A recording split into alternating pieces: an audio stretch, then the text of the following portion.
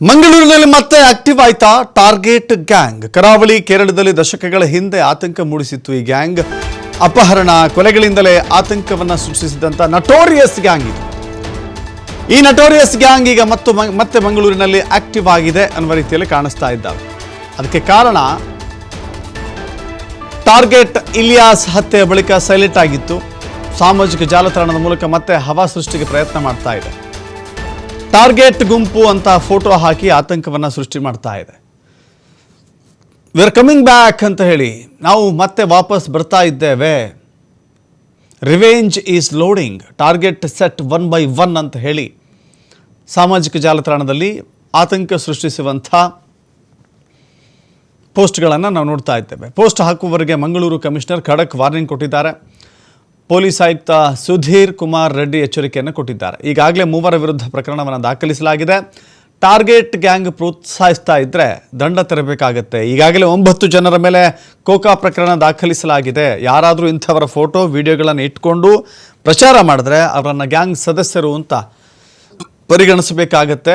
ಅಂಥವರ ಮೇಲೆ ಕೋಕಾ ಕಾಯ್ದೆಯಡಿ ಶಿಕ್ಷೆ ಆಗುತ್ತೆ ಅಂತ ಮಂಗಳೂರು ಪೊಲೀಸ್ ಕಮಿಷನರ್ ಸುಧೀರ್ ರೆಡ್ಡಿ ಎಚ್ಚರಿಕೆಯನ್ನು ಕೊಟ್ಟಿದ್ದಾರೆ. ಒಂದು ಸಮಯದಲ್ಲಿ ಇವರು ಟಾರ್ಗೆಟ್ ಗ್ಯಾಂಗ್ ಅಂತ ಹೇಳ್ಕೊಂಡು ತಿರುಗಾಡ್ತಾ ಇದ್ರಂತೆ.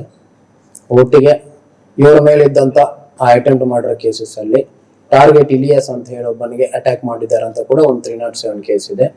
ಅದು ಕೂಡ ಈಗ ಟ್ರಯಲ್ ಸ್ಟಾರ್ಟ್ ಆಗ್ತದೆ.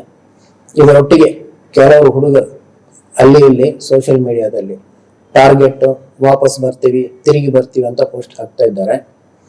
ಇದರಲ್ಲಿ ಈಗಾಗಲೇ 3 ಜನರ ಮೇಲೆ ಕೇಸ್ ಹಾಕಿ ಅರೆಸ್ಟ್ ಕೂಡ ಮಾಡಿದ್ವಿ. ಬಾಕಿ ಜನ ಇದನ್ನು ತಿಳ್ಕೋಬೇಕು.